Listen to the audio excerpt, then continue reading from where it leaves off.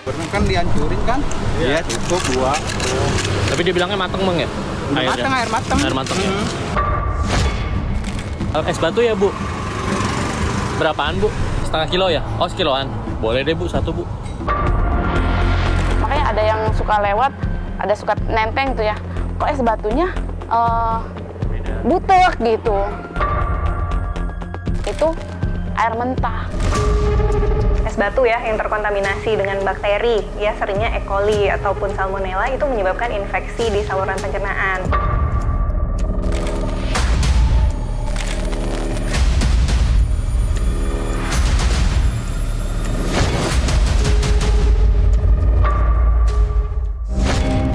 Apa yang terlintas di benak Anda saat mengkonsumsi es batu? Segar, dingin, melegakan. Namun ternyata di dalam es batu yang jadi favorit semua orang, tersimpan resiko kesehatan yang seringkali luput dari perhatian.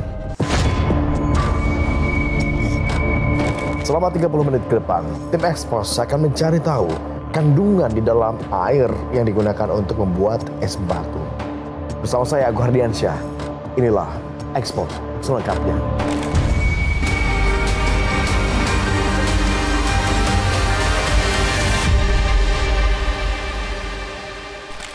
Rata-rata hampir setiap hari orang mengkonsumsi minuman dengan es batu.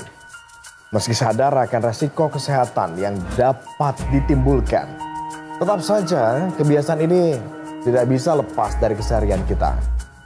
Lalu apa saja resiko yang dapat ditimbulkan jika mengkonsumsi es batu secara berlebihan?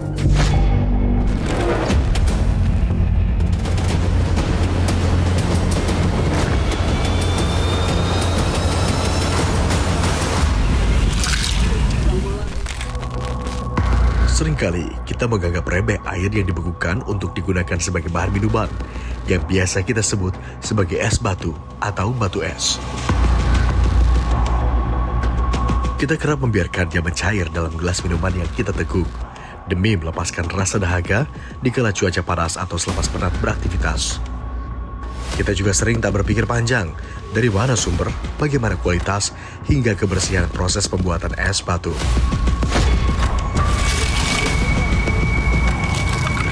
Bahkan, kita sering tak acuh higienitas dalam proses pembuatan es batu baik oleh beragam rumahan hingga pabrikan untuk disalurkan kepada pedagang hingga kafe di berbagai daerah. Kegemaran mengkonsumsi es batu tak bisa lepas dari kebiasaan masyarakat yang tinggal di wilayah beriklim tropis dengan cuaca panas dan lembab. Hal inilah yang membuat produsen es batu dalam berbagai skala industri dan kebutuhan terus berusaha memenuhi permintaan konsumen. Tak heran, penjual es batu dapat ditemui dengan mudah saja dan tak terhitung jumlahnya. Namun sadarkah masyarakat akan resiko di balik konsumsi es batu yang tak layak? Seminggu bisa 3-4 kali ya, karena mungkin ada aktivitas yang bisa bikin capek juga. Jadi ya kayak saya suka aja gitu minum es. Dia kadang suka kepikiran kalau minum es tuh airnya mungkin bersih atau enggak. Cuma kadang udah nggak peduli karena mungkin aktivitasnya bikin capek ya. Jadi kayak langsung beli aja gitu. Pernah mengalami sakit nggak? Atau mungkin menduga bahwa nih sakit gara-gara minum es batu nih? Kalau gitu sih sering ya, pernah sakit perut atau gue sakit tenggorokan. Kepikirannya pasti gara-gara minum es juga karena sering minum es gitu. Satu kata nih untuk mendeskripsikan es batu itu apa?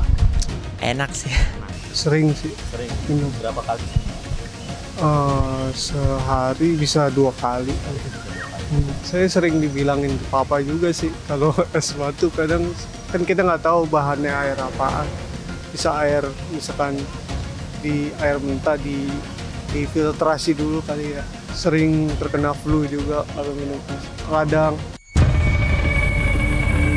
Saya ini suka sekali minum es coklat ya. Suka dia beli di mana-mana gitu es coklat, kapan. Tapi saya nggak biasa ini minum es yang di mana-mana gitu. Hanya tertentu ya. Kalau enggak soalnya dia kan suka radang, takut gitu ya. Apalagi airnya nggak ketahuan tuh apa jenisnya. Jadi saya biasa belinya di tempat tertentu aja. Jadi kayak kadang batasin, kadang dia minum seminggu sekali aja baru boleh minum es. Mikir ini esnya bagus atau tidak, karena kalau enggak anak-anak itu kan gampang radang gitu ya. Ya kan kalau es kayak di yang apa tuh yang lewat-lewat gitu jarang, kayak es di lilin gitu, es apa. Ya boleh. Ya tentunya untuk es batu itu ya kita kalau memang lagi panas ya minum gitu es batu. Tapi kalau ini diusahakan kita ya menjaga juga dari es batu tersebut gitu, nggak terlalu sering kita konsumsi makan. Tentunya kalau di luar sih kita agak khawatir juga ya, takutnya es batu itu airnya mentah atau ya seperti kotor atau gimana gitu. Kita batasi juga kalau untuk di luar ya. Pilih-pilih tempat nggak? Jelas ya. Kita kalau dari segi fisik, wah itu tempat agak bersih bagus, ya boleh kita. Tapi kalau kelihatan wah itu agak sedikit kotor, kacanya ada kusam atau gimana, debu, kita nggak pilih. Terlepas dari kegemaran masyarakat mengkonsumsi minuman dingin, perlahan muncul perhatian terkait higienitas es dalam minuman mereka. Apalagi yang dibeli dari sejumlah pedagang kaki lima atau gerobak keliling di sembarang tempat. Salah satu perhatian adalah resiko kontaminasi dari es batu dalam minuman yang kemungkinan memberi efek negatif pada kesehatan tubuh konsumen.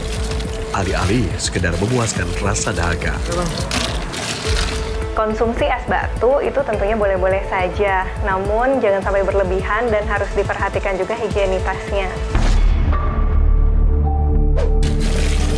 Terlepas dari resiko paparan kontaminan, pedagang di sejumlah tempat masih diramaikan pembeli yang datang untuk rehat sejenak, meneguk segarnya air dingin dengan es batu di tengah aktivitas keseharian. Tim Expos mencoba untuk menelusuri lebih jauh penggunaan dan asal es batu yang digunakan oleh sejumlah pedagang minuman, terutama yang berjualan dengan metode keliling atau membangun lapak kecil di sejumlah taman maupun pinggir jalan. Kami pun menemui seorang pedagang keliling yang sedang mangkal dan membeli minuman dengan es batu. Ia secara terbuka menjelaskan sumber es batu yang dibelinya dari salah satu warung di dekat lokasi. Dari tadi bang? Ya, dari tadi.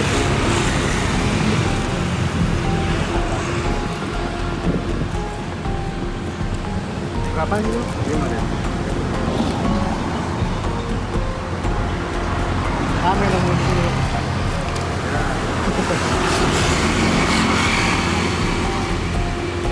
Ini di mana aja bang? Sini aja.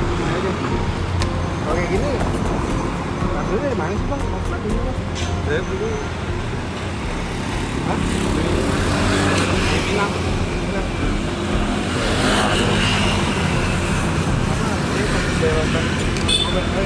Iya. Apa bang? Begitu bang? Itu 1.500. Maksudnya satu batu es kan pakai plastik ya. Oh, plastikan. Plastikan. Bukan balok, bukan. Berapa itu? Pokoknya agak yang kecilan, yang berapa kilo gitu. Oh, karena saya perlu buat beri rumah. Mau berapa? Sekarang jam 5. Kasih buat besok. Mau nggak sih dong? Itu mah. Ya ada ya. Ada, tapi kalau mau nyuruh saya nggak apa-apa. Saya beliin kan. Oh, dekat kok sini. Seberapa bang? Mau beli berapa? 3. Buat Nah, satu itu seberapa? Nggak panjang itu, satu kayak plastik kayak gini. Sekilo gitu? Agak sekilo doang? Iya, agak kiloan, paling segini. Oh, segini kan? Ada yang 2.000, ada yang 1.500. Kalau mau dibeliin, mau beli berapa? Perlu berapa gitu ya? 3, paling kalau buat ukur paling 3. iya 3 kali ya. 3, 2, kan dihancurin kan? Iya, cukup 2. Tapi dia bilangnya mateng bang ya? Air mateng. Air mateng ya. Kan kalau balokan kan kotor-kotor gitu kan, harus cuci dulu. Oh itu warung bang ya berarti ya? Iya, Apa warung. ngambil ya? Itu dia air mateng, bukan Air mateng. mentah. Oh. Emang udah langganan bang berarti abang di situ ya? Kalau balokan gitu gimana bang? Kalau balokan saya kurang tahu.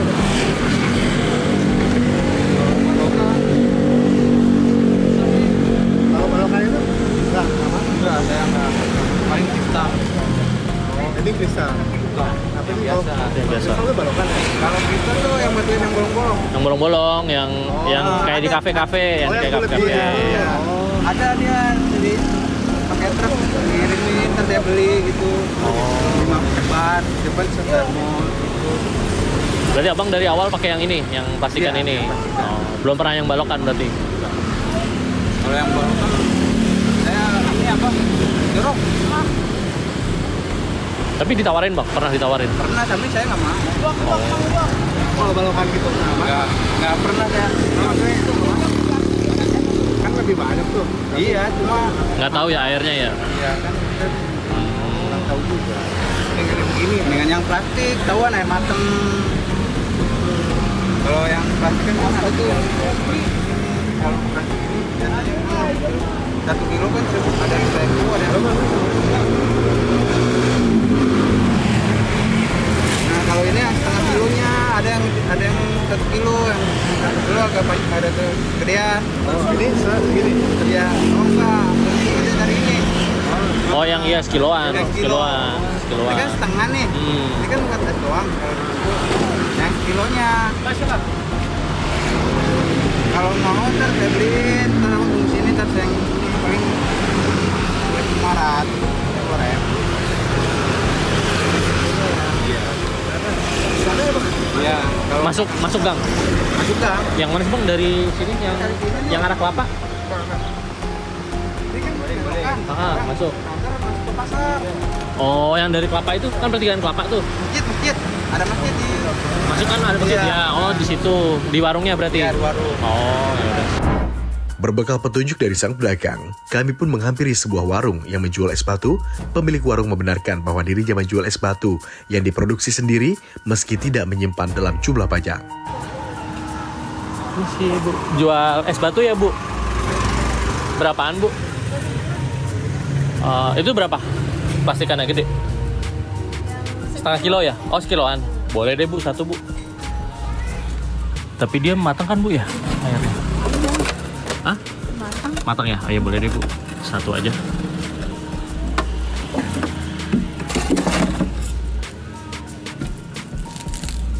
Maaf Ibu.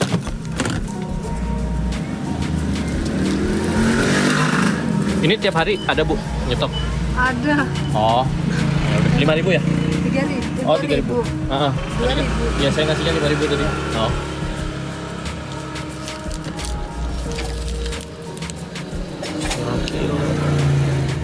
Memang agak lama, kadang 2 hari dulu kan. Oh iya.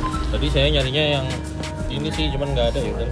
Kita yang sendiri aja. Iya. Mau nyari yang kristal udah pada ini habis. Mungkin karena banyak udah pulang. Oh iya bisa jadi Bu. Adanya pemilik warung atau penjual es batu skala rumahan memang umum ditemui, terutama di kawasan permukiman yang memudahkan ibu rumah tangga menyediakan minuman dingin bagi anggota keluarga.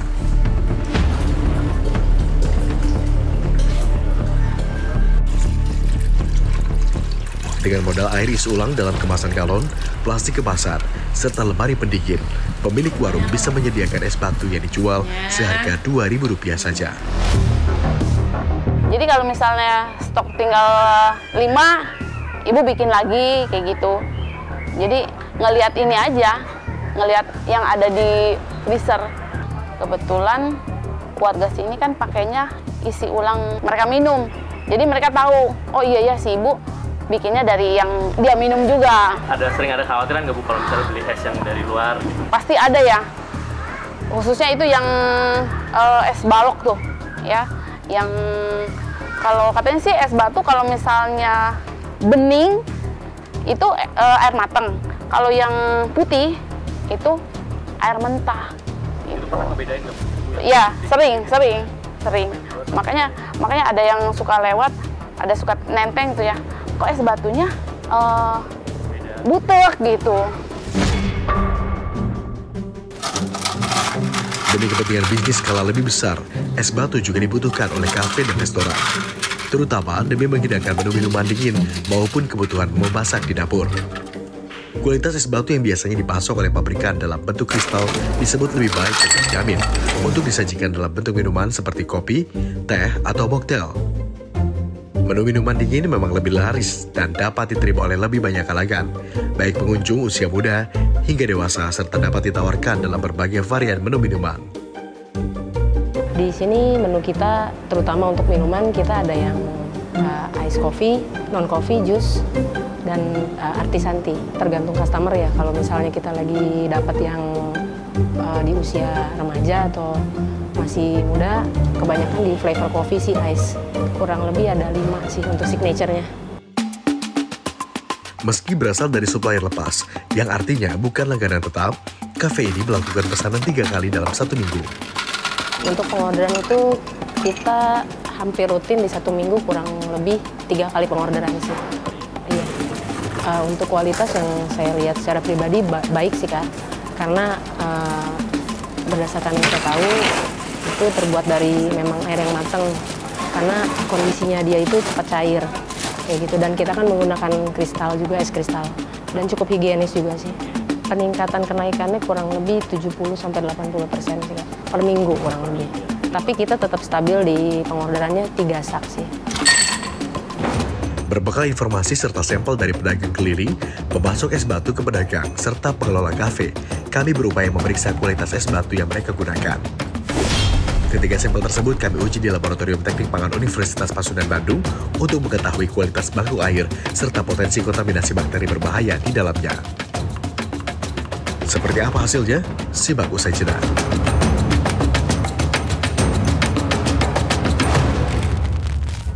Untuk mengetahui kandungan dalam es batu yang dikumpulkan tim liputan, sampel-sampel kemudian akan diuji di laboratorium. Seperti apa hasilnya? Simak usai jeda pariwara. Tetaplah bersama kami di Expose.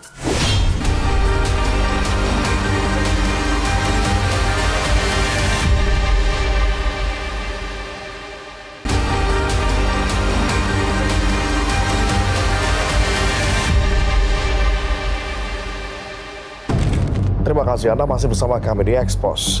Sebelumnya, tim liputan sempat mengambil sampel di 3 tempat berbeda untuk uji kelaikan konsumsi air es batu. Uji laboratorium meliputi kandungan kimia dalam sampel dan uji mikrobiologi kandungan Escherichia coli.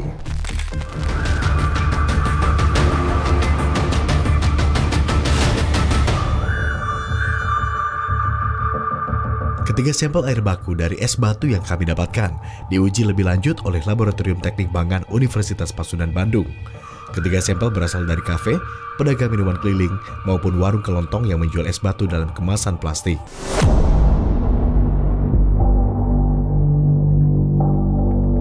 Dari pengujian ini, kami mengetahui perbedaan kualitas es batu dari 3 tempat berbeda, termasuk kemungkinan adanya pengaruh kontaminan dalam proses pembuatan es batu, skala pabrikan, versi pembuatan es batu, skala kecil atau rumahan. Pengujian dilakukan dengan standar baku mutu air keluaran Kementerian Kesehatan Republik Indonesia atau Kemenkes terkait kelaikan air konsumsi bagi masyarakat secara fisik, yakni warna, bau, juga kandungan zat kimia. Selain itu, tim Laboratorium Teknik Pangan Universitas Pasundan Bandung mendalami adanya mikroba berbahaya dalam ketiga sampel air itu menggunakan metode uji mikrobiologi yang salah satunya memeriksa adanya koloni bakteri Escherichia coli. Kalau dilihat dari sampel ini, dari pH, ini agak sedikit asam karena standar dari pemerintah itu dalam Permenkes nomor 2 tahun 2023 itu harus antara 6,5 sampai 8 ya. Sampai 8,5 di sini, di bawah 6,5 tapi masih di atas 6. Jadi artinya ini masih ada sedikit asam. Diupayakan ini harus standar, harus di atas 6,5. Bagusnya sih 7. Ya ini netral gitu kan. Kemudian untuk klorin memang negatif, klornya ini artinya memang tidak ada perlakuan ya untuk penggunaan klor di sana. Namanya adalah favorit biasanya. Kemudian untuk angka lempeng total, koloni yang dihasilkan ini ketiga sampel ini masih di atas standar. Di sini ada 2,48 sampai pangkat 10 pangkat 3 ya, artinya udah ribuan. Sedangkan standar Permenkes nomor 2 tahun 2003 ini itu berkisar sekitar 102 sampai 104 koloni per sel. Sekitar 100. Jadi ini masih di atas, ya. Di atas standar. Jadi artinya kalau bisa harus ada upaya nih. Ada upaya perlakuan khusus untuk mengatasi masalah ini. Harusnya di bawah 102 kan. Lantas, apakah ketiga sampel yang diuji mengandung Escherichia coli atau E. coli, bakteri penyebab diare? Kemudian E. coli juga di sini negatif. Kalau di sini hasilnya Pak, negatif. Alhamdulillah tidak ada, karena E. coli ini kan indikasi bahwa air itu sudah tercemar dengan kotoran, baik kotoran hewan, manusia, dan sebagainya. Sampel-sampel yang diuji ternyata tidak ditemukan kandungan bahan kimia maupun bakteri yang berbahaya. Kalau lihat dari sini, untuk pH-nya memang yang paling agak sedikit bagus sampel B ya, 6,43, masih sedikit lagi lah, tapi masih agak kurang sekitar 0,07 ya. Sedangkan yang C itu paling sedikit, paling kecil pH-nya, paling terlalu asamnya mungkin lebih tinggi sedikit. Nah kalau untuk klor, sampel ketiga-tiganya itu negatif. Lalu bagaimana dengan hasil angka lempeng total? Sebuah metode mikrobiologi yang digunakan untuk menghitung jumlah mikroba yang hidup pada kisaran suhu 25 hingga 40 derajat Celcius atau bakteri mesofilik dalam sampel makanan atau minuman. Nah kalau untuk tadi angka lempeng total, itu yang paling besar itu di sampel C. Ya, sampel C itu 2,54 kali 10 pangkat 4 ya, koloni per mililiter. Untuk E. coli semuanya negatif. Kalau mungkin di sini dalam proses Pak ya, karena kalau melihat dari hasil ini ya, secara umum memang ada agak sedikit bagus, tapi untuk yang angka lempeng total ini semuanya juga tidak memenuhi syarat kalau melihat dari standar. Jadi diharapkan kedepannya ini angka lempeng total itu harus tadi itu standar pemerintah Permenkes ya, harus sekitar 102 sampai 104 itu standarnya, tidak boleh lebih dari itu. Meski sampel yang kami uji tidak menunjukkan adanya indikasi kontaminasi bakteri maupun zat berbahaya, masyarakat tetap harus memperhatikan sejumlah faktor sebelum menikmati minuman dingin yang disertai es batu. Terkait dengan higienitas, ya, es batu ini sangat mudah terkontaminasi dengan kuman, misalnya beberapa jenis bakteri dan virus. Sehingga jika kita mengkonsumsi es batu yang terkontaminasi tersebut dapat meningkatkan risiko kita terkena infeksi saluran pencernaan. Selain bahaya bagi kesehatan berupa potensi infeksi bakteri, mengkonsumsi es batu secara berlebihan dapat menjadi salah satu indikasi gangguan makan bernama PICA. Bentuk gangguan makan ini berupa adanya gejala konsumsi benda atau zat yang minim atau bahkan tidak memiliki kandungan gizi. Salah satunya adalah kebiasaan mengunyah dan menggulung es batu dari bongkahan besar hingga mengecil. Kemudian ada juga beberapa kondisi ya, gangguan kesehatan ya, kebiasaan untuk mengkonsumsi makanan atau zat-zat yang bukan makanan atau makanan yang nilai kandungan gizinya tidak ada. Salah satu contohnya itu es batu. Nah, gangguan kesehatan ini disebut dengan PICA dan harus dievaluasi karena biasanya berhubungan dengan kurangnya kandungan zat tertentu, misalnya zat besi. Tapi jika mengenai orang-orang dengan imunitas yang atau kekebalan tubuh yang kurang ya atau terganggu, nah itu bisa menyebabkan gejala yang lebih berat. Bisa menyebabkan infeksi yang sistemik sehingga gejalanya bisa lebih berat hingga perlu dirawat inap. Tak hanya itu, dampak konsumsi es batu secara berlebihan dapat menimbulkan ketidaknyamanan dalam tubuh, seperti gigi sensitif karena pengikisan enamel atau lapisan terluar gigi. Terkait higienitas, es batu sangat mudah terkontaminasi kuman, sehingga mengkonsumsi es batu yang terkontaminasi dapat meningkatkan infeksi saluran cerna dengan berbagai gejala seperti muntah, kembung, hingga diare dan demam. Mengkonsumsi es batu secara terus-menerus dan sering dapat menyebabkan gangguan mekanik otot dan sendi rahang sehingga menimbulkan rasa nyeri. Jadi sebenarnya tergantung lagi dengan es batu yang dikonsumsi. Kalau es batunya memang terkontaminasi tadi dengan beberapa jenis bakteri atau virus, sangat mungkin bisa meningkatkan risiko infeksi saluran cerna ya, terutama. Bukan batuk pilek ya. Untuk infeksi saluran cerna, ini dikarenakan banyak bakteri, misalnya E. coli dan juga Salmonella typhi yang bisa menyebabkan infeksi pencernaan dan juga tifoid ya, atau yang sering disebut dengan tifus ya. Itu sering mengkontaminasi air yang digunakan untuk pembuatan es batu tanpa dimasak sebelumnya. Jadi secara umum ya, es batu ya yang terkontaminasi dengan bakteri ya, seringnya E. coli ataupun salmonella, itu menyebabkan infeksi di saluran pencernaan. Ya tadi gejalanya ya bisa mual, muntah, diare, kemudian bisa demam. Secara umum, higienitas dalam proses pembuatan es batu menjadi faktor penting hingga akhirnya es batu ideal untuk dikonsumsi. Selain air baku yang digunakan, faktor lain seperti wadah pembuatan dan proses pembekuan air wajib menjadi perhatian. Perlu menjadi perhatian bahwa bakteri masih dapat bertahan hidup dalam kondisi media yang beku, baik koloni mikroorganisme baik maupun beberapa jenis pembawa penyakit, seperti Escherichia coli. Sebaiknya air yang sudah dimasak sampai mendidih. Ya, ada beberapa sumber yang mengatakan untuk lebih amannya direbus hingga 2 kali, ya, baru kemudian didinginkan. Nah, setelah didinginkan dan dimasukkan ke pendingin, ya, itu juga sebaiknya dilihat higienitas kontainer ya, wadah untuk menyimpan es batunya, kemudian pendinginnya ya juga harus dalam kondisi yang bersih. Karena tadi ya, dalam kondisi dingin pun bakteri dan virus masih bisa hidup gitu ya. Nah, kemudian setelah penyimpanannya ya adalah proses dari penyimpanan sampai dikonsumsi. Jadi setiap proses itu sebaiknya memang diperhatikan higienitasnya. Karena jika terkontaminasi dari tiap prosesnya itu bisa meningkatkan risiko infeksi saluran pencernaan.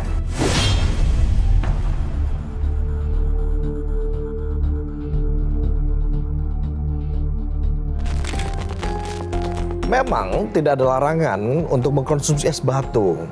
Namun jika dikonsumsi secara berlebihan dan mengabaikan unsur higienitas saat mengkonsumsinya, tentu bisa berakibat pada gangguan kesehatan. Tetap waspada memilih panganan yang hendak Anda konsumsi.